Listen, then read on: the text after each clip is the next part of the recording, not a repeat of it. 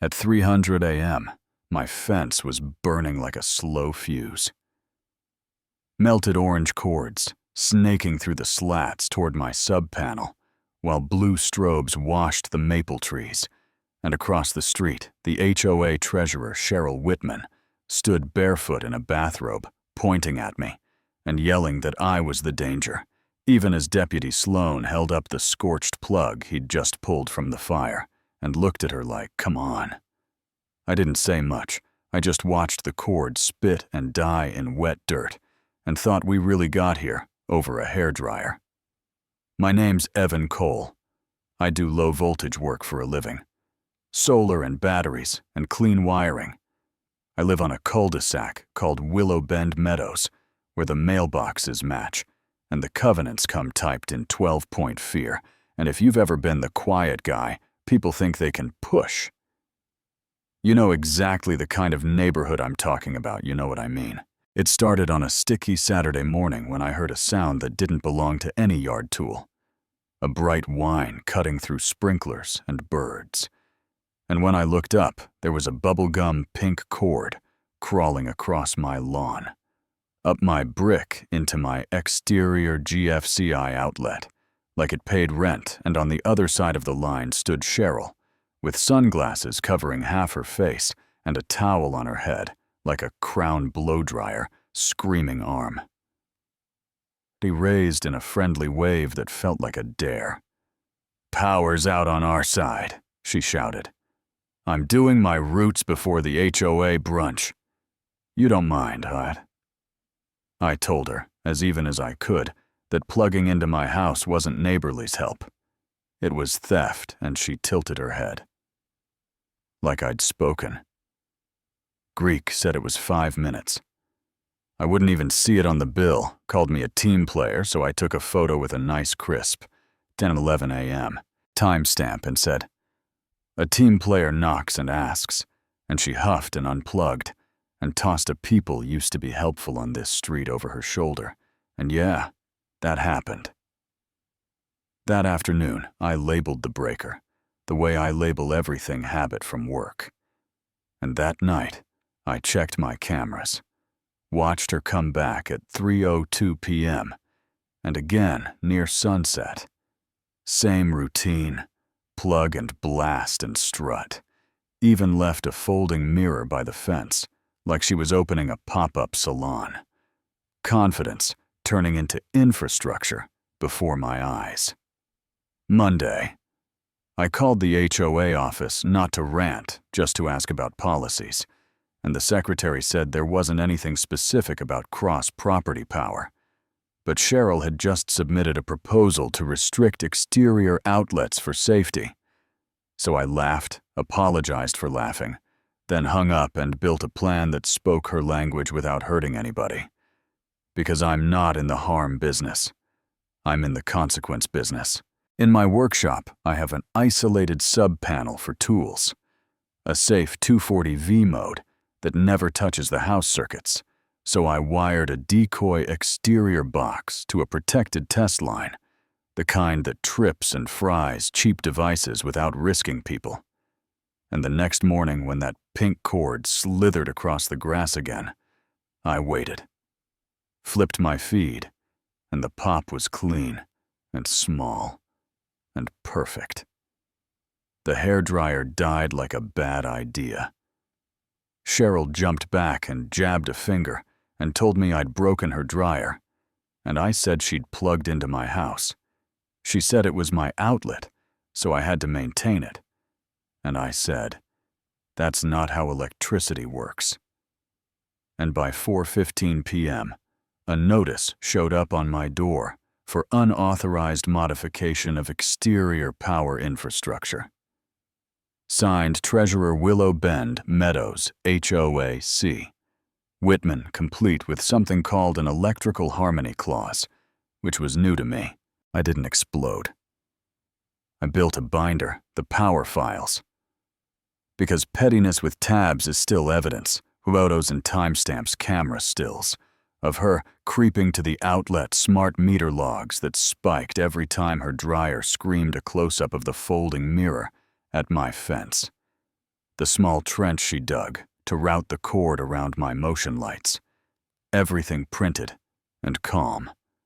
Friday night at the clubhouse, she sat at the head table in a floral blouse that looked like it could issue citations, and said I'd been tampering with regulated electrical systems, and I slid the binder across the table and said, "Funny.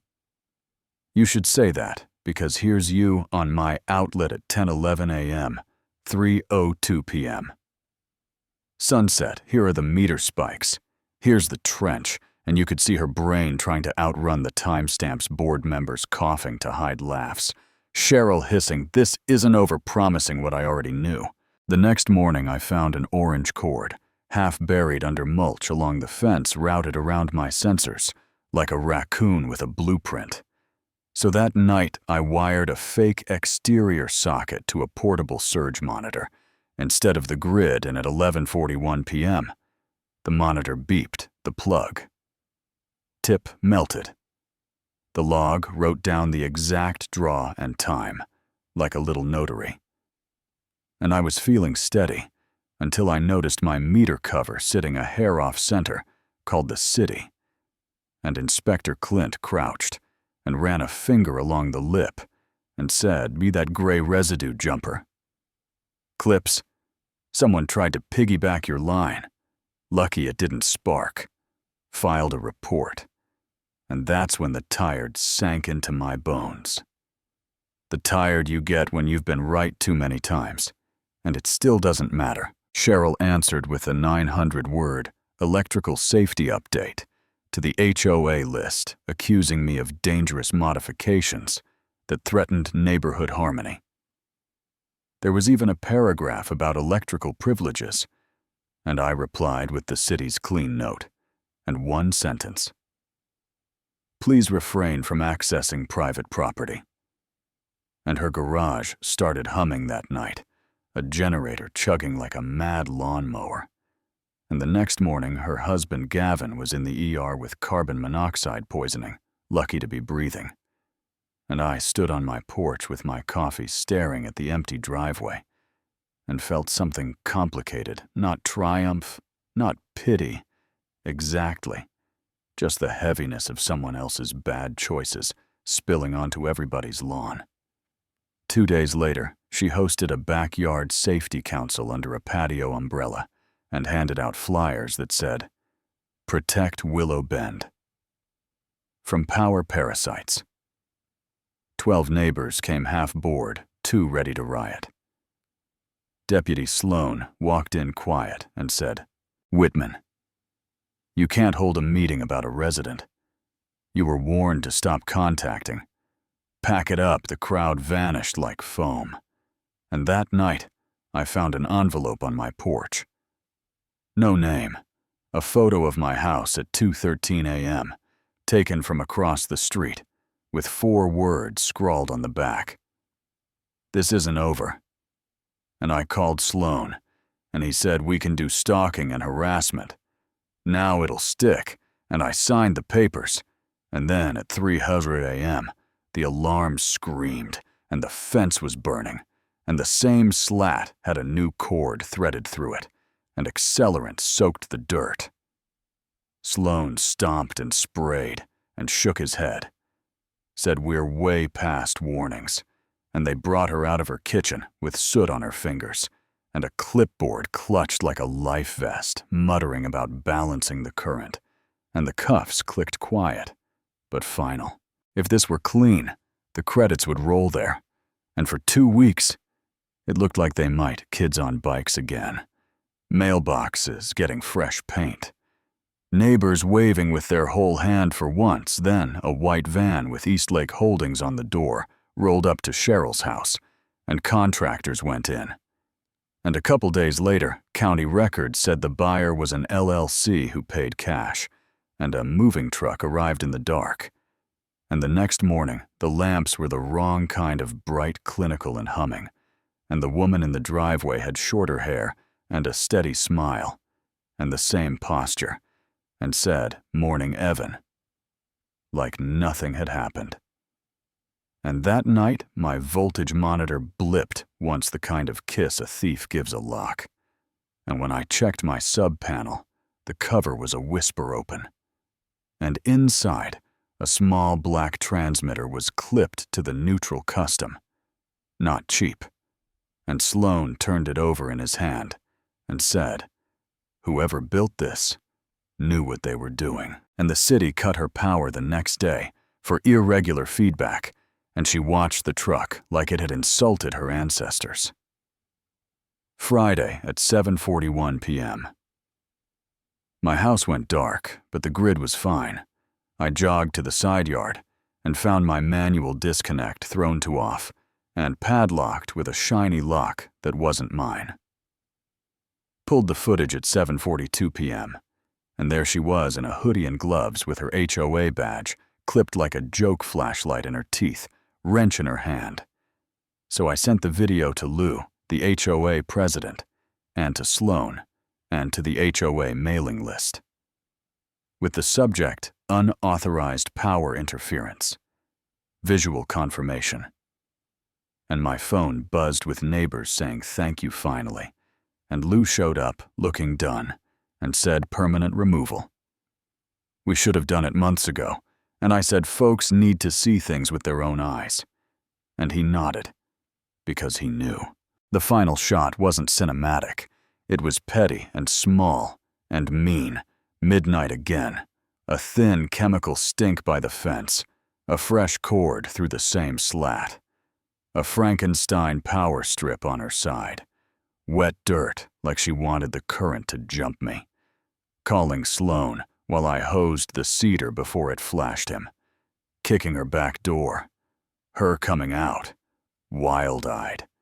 Yelling about electromagnetic interference and neighborhood safety. Him telling her she was under arrest for criminal mischief. Attempted utility theft, reckless endangerment, her going quiet. Like a switch flipped the cruiser door. Thumping shut, the street exhaling. And me standing there. Not happy, just steady. The way you feel when a storm moves on, and you can finally hear your refrigerator hum. People ask if the 240V decoy was too far, and I tell them the truth. It was isolated, and safe, and built to speak consequence. The dryer died, and nobody got hurt.